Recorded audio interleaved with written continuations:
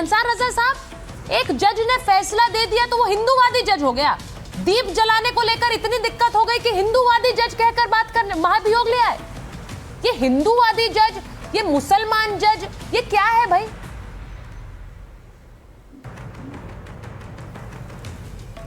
सुचरिता जी, सबसे पहली तो मैं गुजारिश आपसे करूंगा जी कि उस पर तो मैं बोलूंगा ही, लेकिन आपसे मैं एक सवाल करना चाहता हूं कि आपने अपने शुरू में जो 5-7 मिनट का भाषण था उसमें आपने बार बार ये कहा कि बाबरी मस्जिद में नमाज हो रही है, बाबरी मस्जिद में नमाज हो रही है। ये मुझे आप बताएंगे ये बाबरी मस्जिद कहाँ पे है? आप बता सकती हो बाबरी मस्जिद कहाँ बनी है जिस पे नमाज हो रही है? आप बता सकती हैं? आप मुझे एक बात बताइए, इस पर आपको कोई आपत्ति थी अगर मैंने ये कहा तो?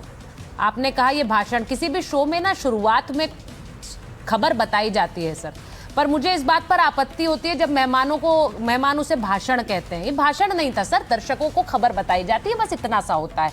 दूसरी बात, अच्छा, दूसरी बात, एक नई बाबरी की नींव रखी गई है। नई बाबरी की नींव रखी है, मस्जिद नहीं बनी अभी, एक नई बाबरी की नींव रखी जा रही है। बिल्कुल कहा है, बिल्कुल कहा है, और उस जगह पे नमाज हो रही है। आपके लिए बाबरी मस्जिद में नमाज हो रही है। अंसार रजा साहब, आपने सुना नहीं, मैंने कहा कि मैंने कहा कि नई बाबरी की नींव रखी गई है और वहां नमाज हो रही है। आप फिर से इसको चला सकते हैं, ये पूरा जो शो होता है वो अवेलेबल होता है, सुन लीजिएगा, आप उसे सुन लीजिएगा, आप उसे सुन लीजिएगा, स्क्रीन पे भी चल रहा है, आप उसे चल लीजिए। मस्जिद में नमाज हो रही है, नहीं वहां स्क्रीन पे भी चल रहा है। अरे भाई वहां मस्जिद ही तो बना रहे हैं वो, और क्या बना रहे हैं सर? क्या बना रहे हैं? चलिए, नहीं क्या बना रहे हैं वहां पर? देखिए, किस लिए आ रहे हैं लोग नमाज पढ़ने? बाबरी मस्जिद बना रहे हैं, हम उसकी मुखालिफत करते हैं कि हम मस्जिद की मुखालिफत नहीं करते हैं, लफ्ज़े बाबरी की हम मुखालिफत करते हैं। हम नहीं चाहते कि हमारे भारत में बाबर जैसे आक्रांता के नाम पे कुछ बनाया जाए, हम नहीं चाहते बिल्कुल, और हम शुरू से मुखालिफत कर रहे हैं उस चीज की।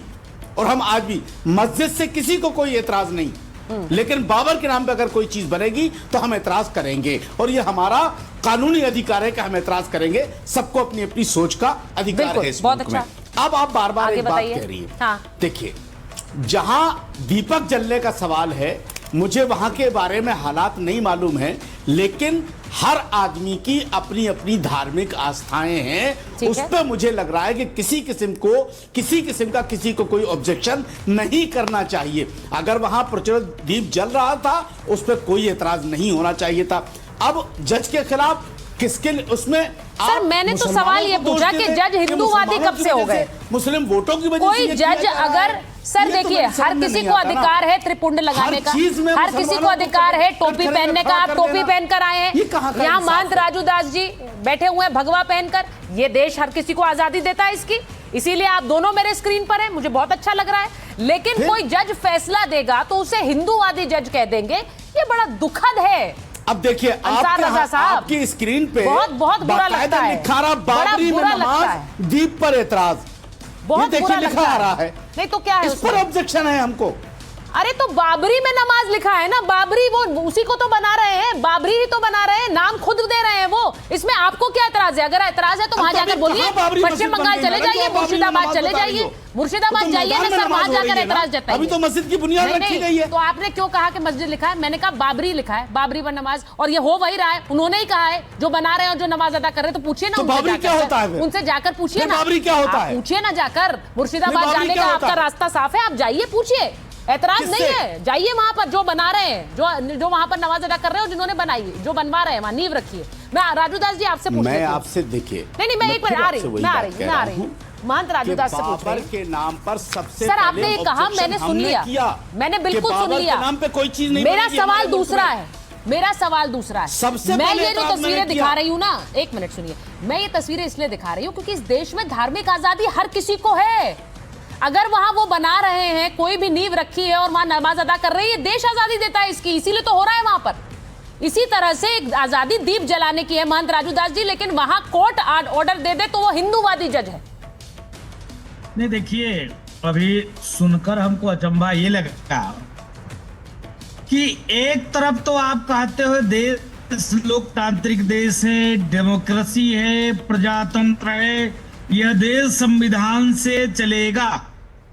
दूसरे तरफ जब हिंदू पक्ष उस पहाड़ पर दिए जलाना जा रहा था, और आज से नहीं कर रहा है, कई सौ वर्षों लोअर कोर्ट ने आदेश दिया, हाई कोर्ट ने कहा, आपको लगा कि ये जज हमारे पक्ष है, तो फिर आप महाभियोग के पक्ष में चले गए। दूसरे तरफ आप पश्चिम बंगाल में आप देख लो, एक चोर, नीच, लुटेरा, बेभिचारी बाबर, और बाबरी नामा में लिखा हुआ है, नामा में लिखा हुआ है बाबरी कौन था, उसके नाम पर क्या इस्लाम में एक तरफ तो आप कहते हो कि नहीं हमको स्वतंत्रता है, कोई नहीं रोक सकता है, चलाने नहीं दे रहे हो, ये कैसे चलेगा? ये तो नहीं चलेगा, ये नहीं चलेगा। हिंदुस्तान की धरती पर विदेशी आक्रामणकारी षड्यंत्रकारी के नाम पर कोई मस्जिद मजार नहीं चलेगा। दूसरे तरफ मैं राजूदास राजूदास जी, मैं आपका ऑडियो थोड़ा ठीक कराती हूँ, वीडियो भी आपका फ्रीज हो रहा है, मैं वापस आ रही हूँ। हर्षवर्धन जी को स्क्रीन पर लीजिए, तहसीन जी को लीजिए स्क्रीन पर, मैं आ रही हूँ, किशोर जी आ रही हूँ, मैं फराज जी आ रही हूँ। मेरा सवाल बड़ा सीधा है, तहसीन जी जरा बताइए कि ये बार बार ये तुष्टीकरण की बात जो करता है इंडिया अलायंस, ये तुष्टीकरण कौन कर रहा है? जब शाहबानों का मामला आता है तो पलट देते हैं संसद में कि मुसलमान नाराज हो जाएगा, यहाँ दीप का फैसला एक जज देता है तो जज के खिलाफ महाभियोग ले आते हैं, लेकिन तुष्टीकरण नहीं कह सकते इसे, ये तुष्टीकरण नहीं है, क्या है भाई? थैंक यू सो मच, मुझे आपके साथ शो में शिरकत करने का मौका मिला, इसलिए आपका शुक्रगुजार हूँ। 2 या 3 चीज़ें मैं बताना चाहता हूँ। सबसे पहली जो बात हो रही है वेस्ट बंगाल और वहाँ पे तथाकथित बाबरी मस्जिद बनने की, मस्जिद बन रही है तथाकथित बाबरी मस्जिद। हुमायूं कबीर का इतिहास आपके दर्शकों को मैं संक्षेप में बता दूं। पहले कांग्रेस में थे, टीएमसी में गए, उसके बाद बीजेपी में गए, वापस टीएमसी में आए। टीएमसी ने कुछ महीने पहले उनको लात मार कर बाहर निकाला और इस वक्त ऑब्वियसली वो ध्रुवीकरण कर रहे हैं। आप बिल्कुल सही करें, मैं आपसे इत्तेफाक रखता हूँ, ध्रुवीकरण करें और इस ध्रुवीकरण का फायदा बीजेपी को होगा। जो महाभियोग ला रहे हैं वो ध्रुवीकरण नहीं कर रहे हैं। मैं उसमें आता हूँ, मुझे अगर आप 10 सेकंड मैं सारी बात बता दूंगा। इसका फायदा बीजेपी को होगा, यहाँ तक कि और हर्षवर्धन जी और यहाँ पर प्रेम जी है जो सऊदी अरेबिया से लाए गए, जिनको कि वहाँ पर जो भी सेरेमनीज करनी थी वो सारे को वीज़ा भारत सरकार ने दी। वहाँ पे सीआईएसएफ की फोर्स लगाई गई थी। हुमायूं कबीर को सेंट्रल सिक्योरिटी की प्रोटेक्शन मिली हुई है, सेंट्रल सिक्योरिटी की प्रोटेक्शन। ये क्यों उसको प्रोटेक्शन दे रहे हैं? जैसे अभी यहाँ पर आपके शो पे मौलाना साहब है, अंसारी साहब, उन्होंने कहा कि हम बाबरी के नाम पे कोई मस्जिद नहीं चाहते। आप लात मारते उसको बाहर निकाले, उसको तो वेस्ट बंगाल की सरकार कोई सिक्योरिटी नहीं दे रही, सेंट्रल सिक्योरिटी क्यों दे रहे हैं उसको? क्यों दे रहे हैं उसको सेंट्रल सिक्योरिटी?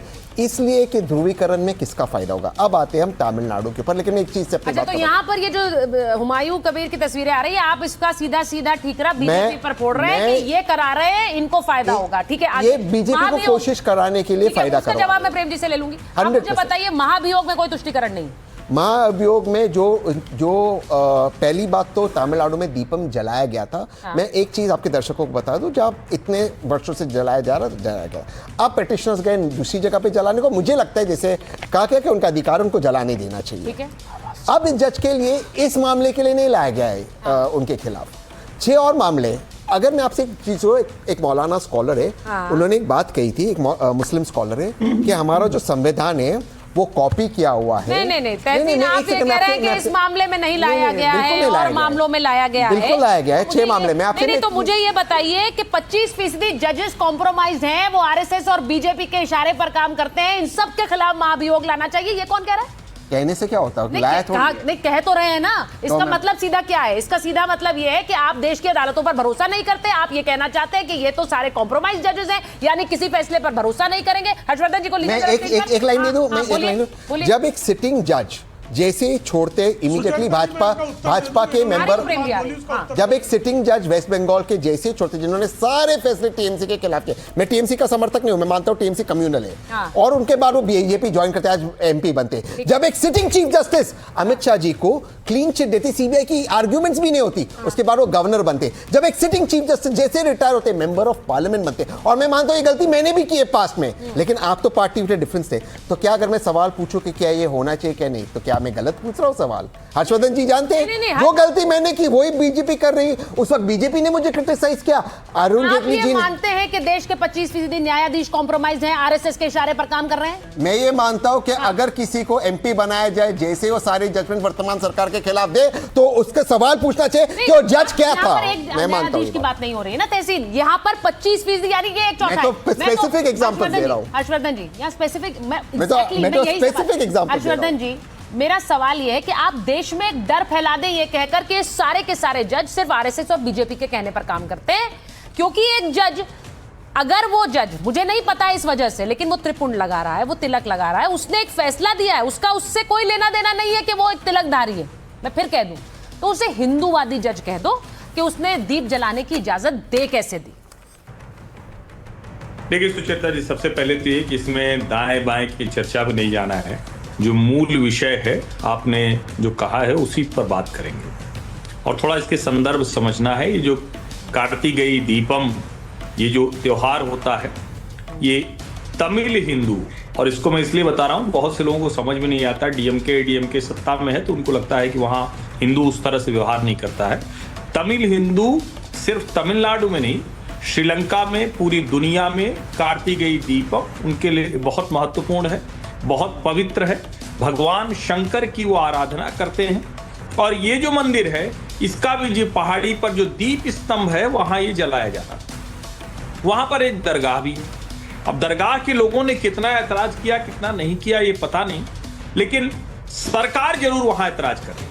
और कितना ऐतराज कर रही है जरा आप सोचिए कि मद्रास हाईकोर्ट के न्यायाधीश महोदय जो मदुरई बेंच है, वो निर्णय देते हैं और निर्णय देकर कहते हैं कि वहां दीप जला दीजिए। आप जरा सोचिए, कोई बाहर से सुनेगा तो उसको लगे किसी इस्लामिक कंट्रीज की बहस चल रही है क्या? ये सुचेरता कोई मुस्लिम कोई कंट्री है, वहां पर सुचेरता को एंकरिंग दे दी गई है और हर्षवर्धन त्रिपाठी फराज किदवई गेस्ट के तौर पर कहीं भारत से बिठाए गए होंगे।